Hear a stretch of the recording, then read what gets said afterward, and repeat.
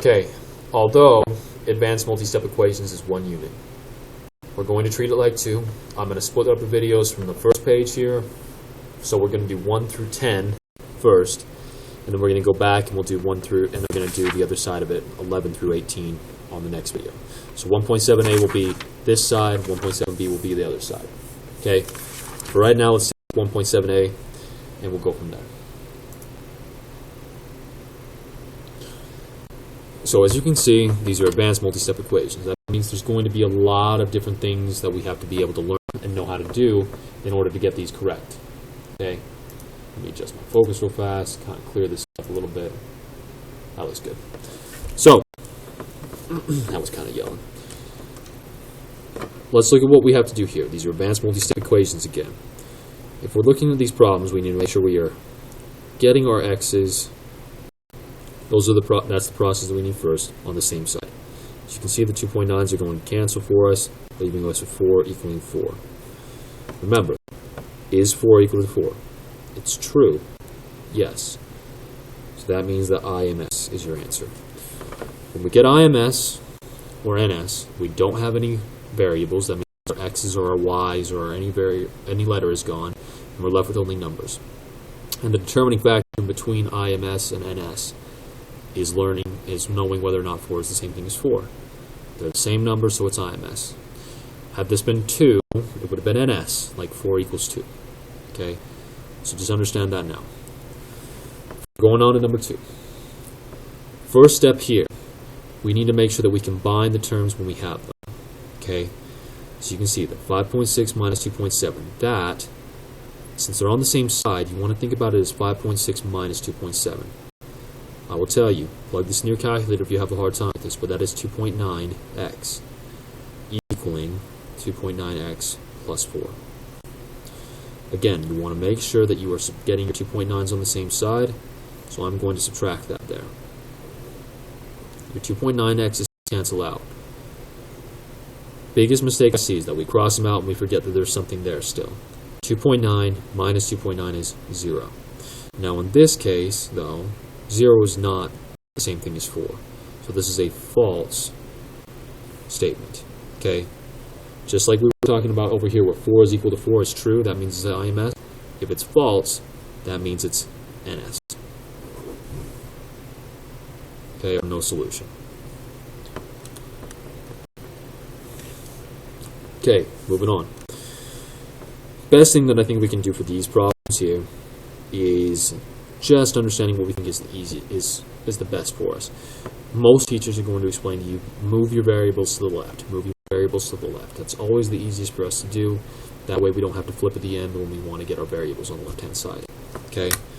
So, first step in all of it, what we want to do, let's get our y's on the same side.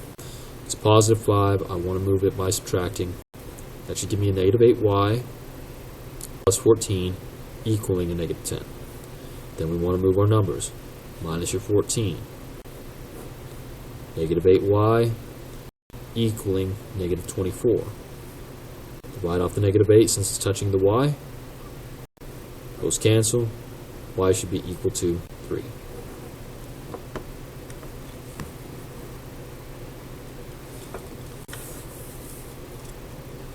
Okay. Pause the video if you need a little bit of a breather here. You want to slow it down. Take your time, that's fine.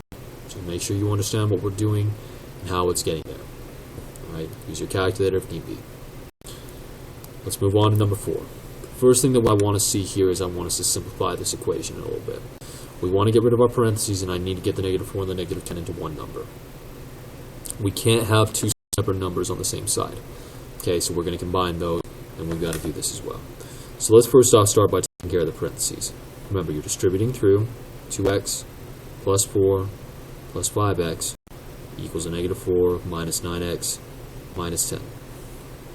Now we need to combine our like terms. You'll notice the 2 and the 5x and the negative 4 and the negative 10 need to be combined.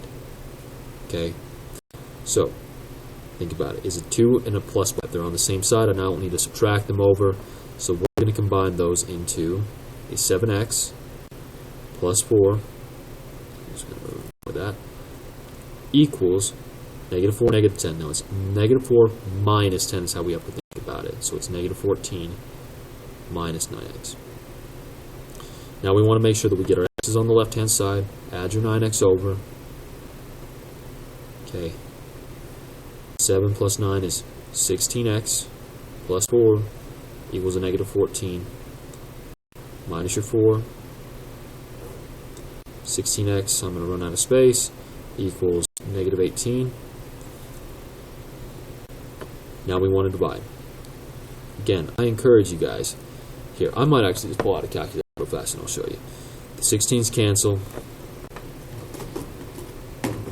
If you don't have a graphing calculator, I would encourage you all to get one.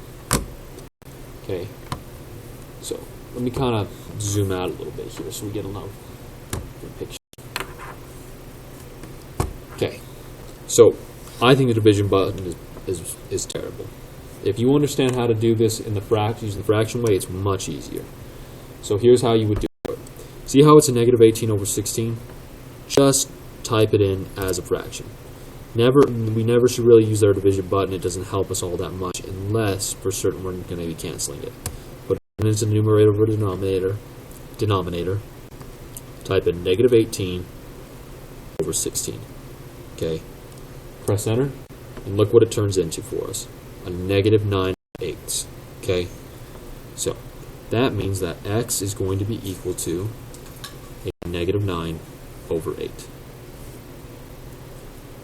Let's move on to number 5. First step I see a 2.1 on the bottom. I want it out of there. Let's multiply both sides by 2.1. Okay, I'm just going to do this on the calculator real fast because I'm not positive what it is. So we get negative x minus 9.5 equals negative 1.05. Our next step is to get the 9.5 over.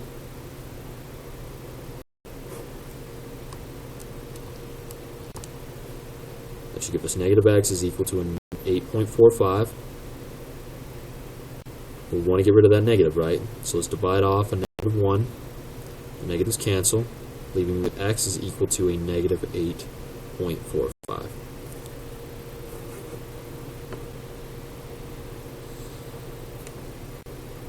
Okay.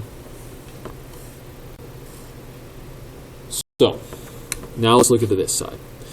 The best way, so this is a lot of fractions and a lot of you haven't seen this before. The best thing for me to do on these problems is look for something that all of my numbers can go into. Okay. Now we don't have a lot of space to be able to rewrite this, but here's how I've taught my 8th graders to do it at least, and hopefully it can help you. I need to get rid of the denominators. The denominators are what makes things fractions. So I need to find a number that 6, that 3, and that 18 can all go into perfectly. Okay?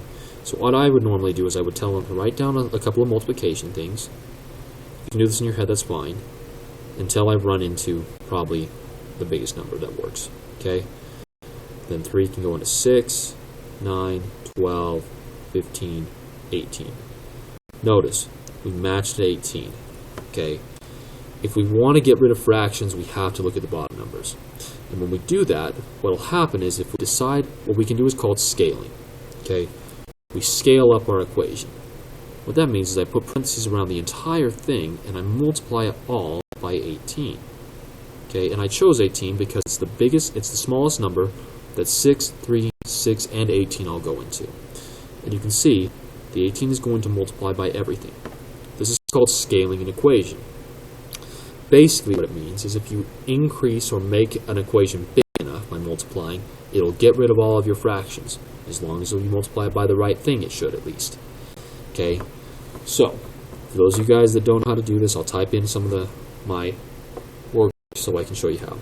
So our first one is 7, 6. Alpha y equals numerator and denominator. Do 7 over 6, and we want to times that by 18. Just give us 21 y. Look, it's a whole number, exactly what we wanted. Let's do it again. Alpha y equals numerator and denominator, 11 over 3. Times that by 18. What are we getting? 66. Okay. I'm going to finish this out real fast. So the next one should be 15y plus 61. And if you have this calculator, if you don't, I would encourage you to get one. Okay. And look at what we have now.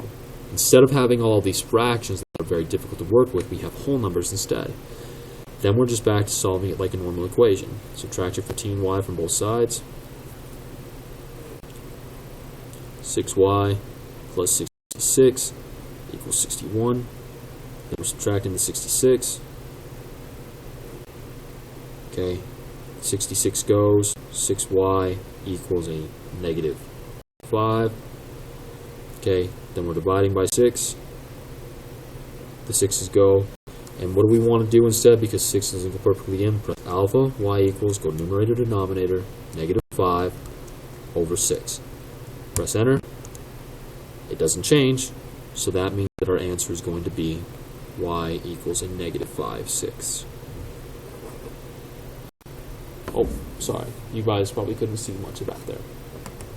Okay, just as a walkthrough, 66 minus 66, you get 6y, you divide by 6, those cancel. If that doesn't cancel, it just ends up being negative 5 over 6.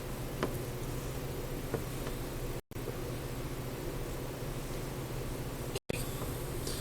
So, what I'm going to be doing, I'm working off screen with my calculator here, but we're doing the same steps even when it's decimals, right? We still are wanting to distribute that in. We're going to get a negative 6.4n plus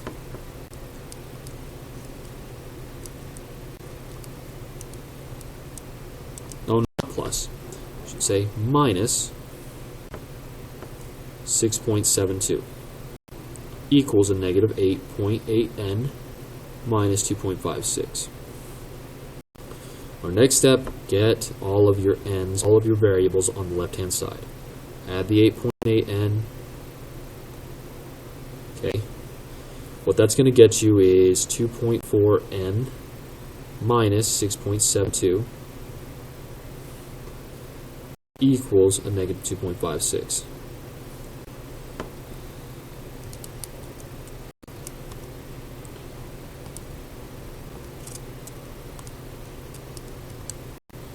Okay. From there, we want to add all our numbers over.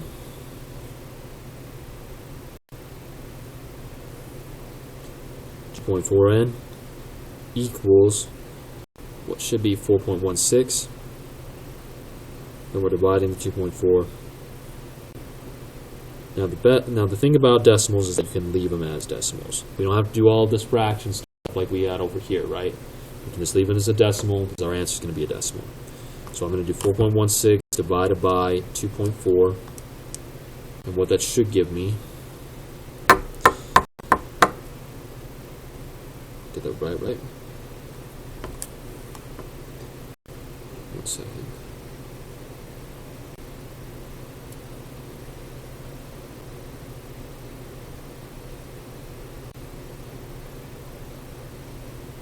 That's terrible.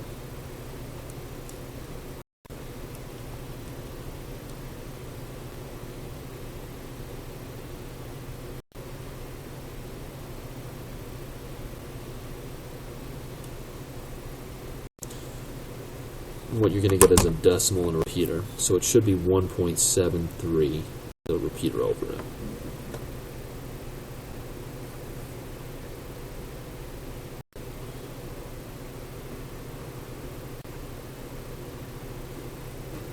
That's the best way to describe it. Okay, so that's going to be our answer here.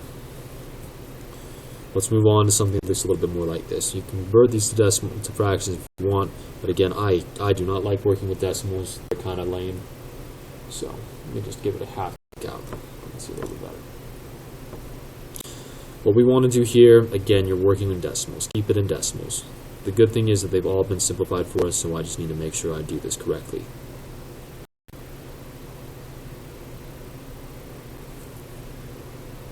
Okay.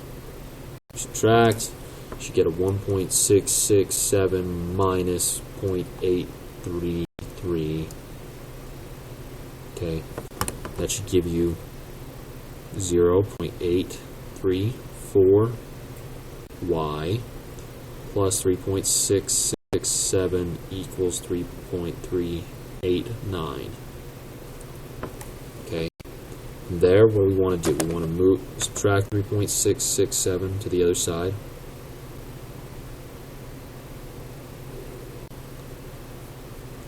We're going to get a 0.834y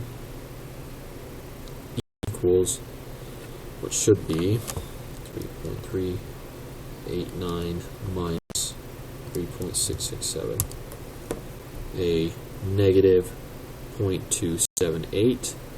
What you want to do is divide the 0.834. I should probably throw a 0 in front of that, but don't worry about it. It's the same thing. Divide the 0.834 and the 0.834 if you want by both sides. Okay. Okay, what you're going to end up with as y equals a negative 0.3. It's a repeater. Okay. As you can kind of see, I know that a lot of us don't like fractions, but these look terrible. Like big numbers and they're gross. So I understand. Make sure that you understand fractions because they're a whole lot more helpful than this. Okay, same thing that we did on number 6 is what we're going to be doing on number 9. We need to look at 2, 4, and 8, and we need to find something they can all go into perfectly. So I'm going to go until I run into something. 8 works there. 4, 8. Look at that. We've got it lined up for 8 already. So what I need to do, put my parentheses around and multiply everything by 8. This is called scaling an equation once again. Now what I want you to remember to do, times them by what you think it is. Okay, or you can think 8 divided by 2 here. That should give me 4n minus 8 times negative 1/4 is negative